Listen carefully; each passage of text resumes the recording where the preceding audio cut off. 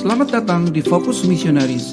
Sebelum menonton video ini, jangan lupa ya subscribe dan klik lonceng untuk video berikutnya. Terima kasih. Halo teman-teman, jumpa lagi dalam kisah misionaris.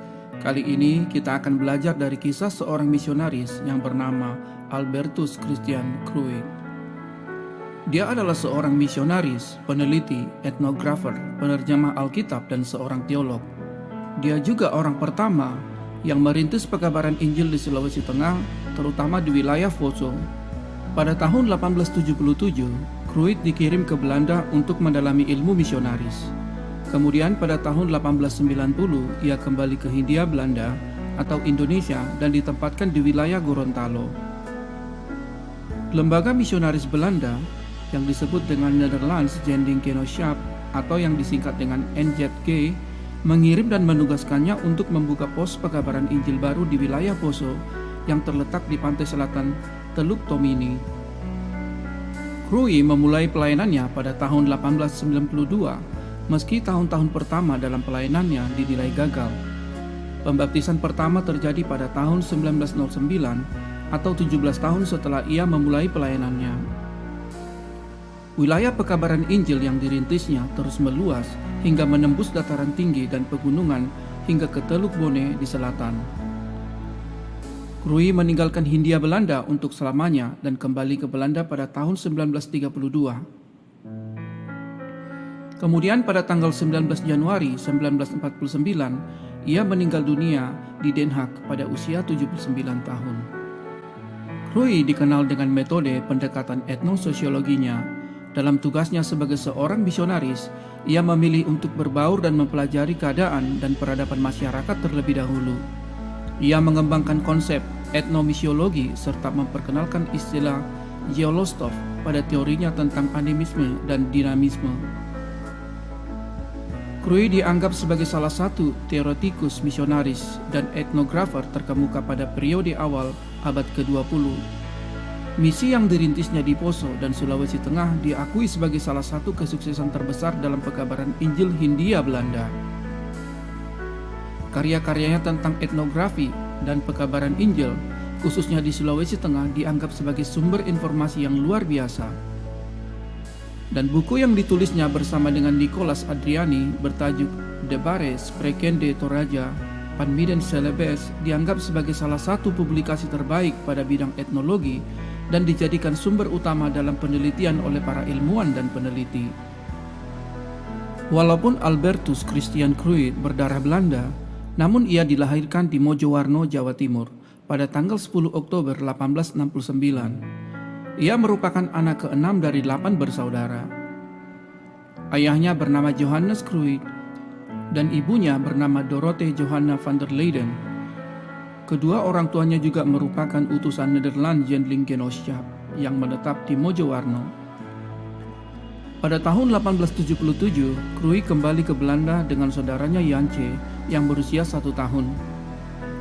Ketika dia di Belanda, ibunya Dorothee meninggal dunia pada tanggal 11 Juli 1881 dan dimakamkan di wilayah Malang. Pada tanggal 15 Juni 1877, Kruid tiba di Belanda dan tinggal sementara bersama neneknya di Den Haag. Di sana ia tinggal bersama dengan kedua kakak perempuannya. Kemudian pada tahun yang sama, dia masuk sekolah misionaris kecil di kota Rotterdam. Ini adalah rumah bagi anak-anak misionari di bawah arahan J.W. Roskes. Sementara kedua kakak laki-lakinya yang bernama Ari dan Hendrik sedang mengikuti pelatihan di sekolah misionaris tingkat yang lebih tinggi. Ari mulai melakukan penginjilan pada tahun 1882 dan Hendrik menyusulnya pada tahun 1884. Selama berada di Rotterdam, Kruid jarang sekali pergi ke gereja Reformed karena ia tidak mengerti khotbah-khotbahnya. Melalui neneknya, ia menghubungi sepupunya yang bernama Cornelis Hendrikus van Rins yang kemudian membimbing kerohaniannya selama ia mengalami krisis rohani yang dialaminya. Pada tanggal 26 April pada tahun 1884, Kruid mengirimkan surat tertulis kepada Dewan Nederlands Zendingsgenootschap dengan permohonan agar ia dapat mengikuti ujian masuk pelatihan misionaris. Dalam ujian tersebut, ia dinyatakan layak mengikuti sekolah menjadi seorang misionaris. Direktur Neurdenburg mendukung permohonan Kruit meskipun usianya masih sangat muda, yaitu 15 tahun. Pelatihan misionaris berlangsung selama 7 tahun. 3 tahun pertama digunakan untuk belajar bahasa dan matematika. Dalam 4 tahun berikutnya, studi difokuskan pada teologi, sejarah misi, misiologi, bahasa-bahasa, dan studi agama-agama di Hindia Belanda. Sepanjang studinya, ia belajar bahasa Melayu. Kruit berkolaborasi dengan teman kelasnya yang bernama Tamo Jacob Bejemer dalam penelitian ini. Menjelang akhir pelatihan, mereka telah menguasai bahasa Melayu dengan baik dan mengujinya kepada Direktur NJG dengan menggunakan surat kabar Minahasa yang bernama Cahaya Siang. Dia juga belajar bahasa Jawa selama 4 tahun, dan dia ditempatkan di kelas yang lebih tinggi dengan para calon misionaris yang lebih tua. Untuk melengkapi persiapannya mengabarkan Injil, Kruit menghabiskan 1 tahun lagi untuk belajar tentang ilmu dan praktek kesehatan di Rumah Sakit Kota Praja Rotterdam di bawah asuhan Dr. van der Hoeven. Saat ia kembali ke Indonesia, ia banyak belajar mengenai cara-cara pendekatan kepada masyarakat melalui pelayanan kesehatan dari kakaknya Ari yang juga seorang penginjil. Pada tahun yang sama, Kruit bertemu dengan Johanna Hendrika Moulich yang kemudian hari menjadi istrinya. Kruit ditabiskan sebagai pendeta pada tanggal 19 Juli 1890 dan ia menikah dengan Johanna pada tanggal 12 November 1890. Di Hindia Belanda, asisten residen Gorontalo yang baru ditempatkan yang bernama Van Hovel khawatir dengan pengaruh kuat Islam di wilayah tersebut. Fenomena ini membuat Van Hovel melakukan upaya untuk menekan pengaruh tersebut dengan cara meminta lembaga pengabaran Injil untuk membuka pos baru di wilayah administrasinya. Secara kebetulan, Nederland Zendelingenootschap sedang mencari daerah misi-misi baru, dan Van Hovel meningkatkan tekanan kepada NJG untuk mencoba kemungkinan untuk membuka misi Katolik, dan akhirnya tawaran tersebut diterima oleh NJG. Pada tanggal 16 Juli 1890, dalam sebuah pertemuan Dewan Pusat NJG, Kruit ditunjuk untuk memulai pekerjaannya di Hindia Belanda dan akan ditempatkan di Gorontalo. Sempat terjadi permasalahan karena NJG tidak akan membayar biaya perjalanan untuk istrinya yang juga ikut bersamanya, dan akhirnya biaya itu ditanggung oleh keluarganya sendiri. Kruit menginjakkan kakinya di pantai selatan Teluk Tomini dekat muara Sungai Poso. Pada saat itu, wilayah pedalaman belum ditempati oleh pemerintah kolonial. Penduduk setempat saat itu tunduk pada kerajaan Islam Luwu yang di selatan dan 2 kerajaan yang lebih kecil di Sigi dan Tojo. Beberapa tahun kemudian, Nederland Bijbelsgenootschap Bible Society mengirim ahli bahasa yang bernama Nicolaus Andriani untuk membantu Kruit dengan penerjemahan Alkitab. Dalam banyak aspek, pendekatan Kruit itu masih menggunakan sistem dari abad ke-19. Dia mencoba menemukan sekolah, belajar bahasa lokal, memberikan hadiah kecil untuk mereka yang hadir pada ibadah hari Minggu, dan memberikan bantuan medis untuk orang-orang yang sakit dan terluka. Pada periode kedua, Kruit mencoba untuk membuktikan bahwa roh-roh dan kekuatan yang ditakuti dan disembah oleh orang-orang Toraja itu tidak nyata dan tidak ada. Tetapi orang-orang tidak menerima pendapat ilmiahnya itu. Kruit memutuskan untuk memahami sikap mereka dan berhenti menyerang agama mereka secara langsung. Sebaliknya, ia berpendapat kepada masyarakat bahwa Tuhan yang disembahnya lebih kuat daripada dewa dan roh-roh yang disembah masyarakat setempat. Beberapa tahun kemudian, untuk membuktikan hal tersebut, di sebuah desa ditata 2 kebun. Satu disertai dengan ritual adat, dan yang lain tanpa ritual apapun, dengan tujuan untuk melihat mana yang akan menghasilkan lebih baik. Ketika tidak ada perbedaan sama sekali, desa tersebut menyatakan bahwa mereka siap untuk merangkul iman Kristen. Namun, Kruit berpendapat bahwa serangan langsung pada agama tradisional tidak cukup. Dia ingin orang-orang mengalami pertobatan pribadi, yaitu menyentuh bagian terdalam dari para pendengarnya, yaitu dengan mengetahui pola yang berlaku dalam pikiran mereka. Jadi, dia mulai mempelajari agama dan budaya setempat. Hal itu membuatnya salah satu ahli etnografi terkemuka pada masanya dan membuatnya mendapatkan gelar Doktor Honoris Causa dari Universitas Utrecht. Setelah 17 tahun melayani, pembaptisan pertama berlangsung pada tahun 1898. Orang pertama yang dibaptis adalah salah satu pemimpin adat yang paling berpengaruh yang bernama Papa Iwunte. Krui menyadari bahwa pengabaran Injil di Poso membutuhkan sarana pendukung strategis seperti mendirikan sekolah. Pada tahun 1891, Krui mulai banyak berkunjung ke desa-desa sekitar Poso pesisir. Salah satu usaha yang dilakukan Krui adalah mendirikan sekolah di desa Panta dan Tomasa.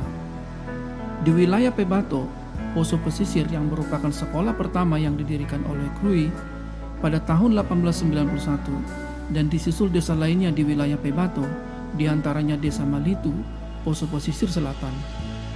Pada awalnya, pembukaan sekolah-sekolah di wilayah Pebato menemui hambatan karena beberapa alasan. Pertama, adanya pandangan masyarakat Poso bahwa sekolah bertujuan mendidik para budak Belanda. Kedua, adanya pandangan masyarakat bahwa biaya sekolah yang gratis merupakan daya tarik, tetapi kemudian akan diminta bayaran, dan apabila tidak mampu membayar, maka anak akan dijadikan jaminan.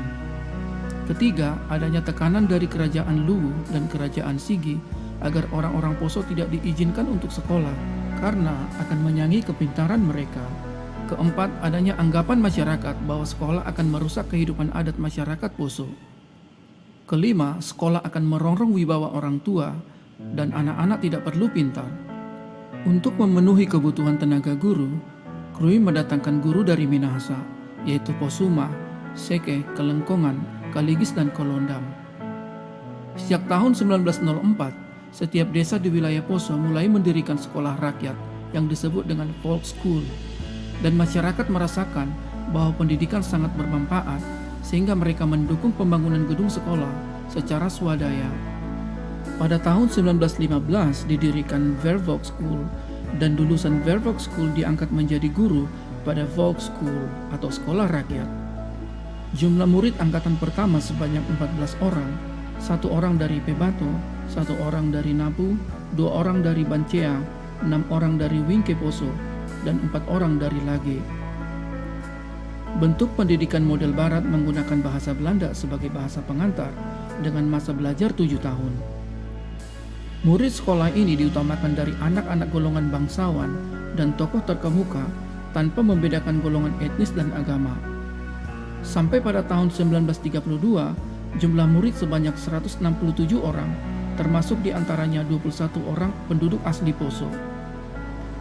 Pada tahun 1896, Krui beserta Nikolaus Adriani mengadakan perjalanan jauh yang bertujuan untuk membebaskan seluruh penduduk di tanah Poso dari kekuasaan Datu Luwu di Palopo.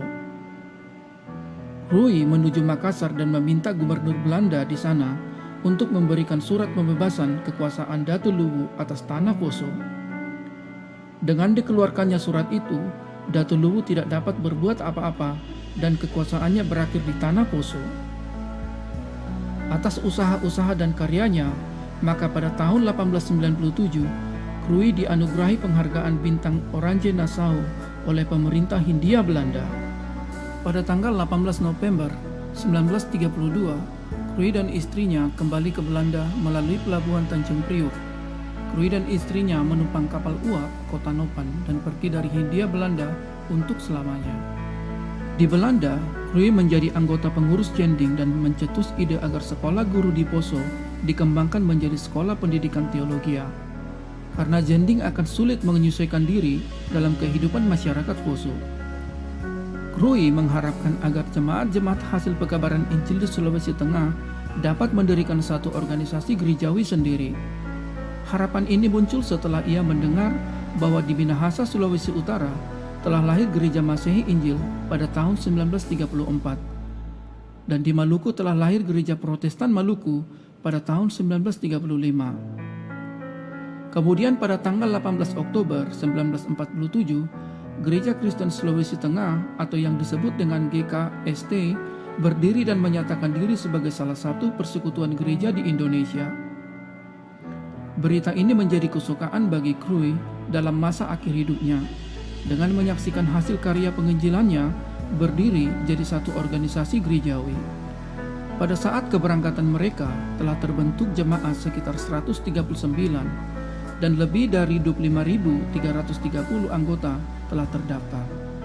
Sampai keberangkatan Krui, pertumbuhan gereja masih terus berlanjut sampai pada saat ini. Sampai di sini dulu teman-teman kisah misionaris kali ini. Mudah-mudahan melalui kisah ini dapat memberikan inspirasi baru. Terima kasih.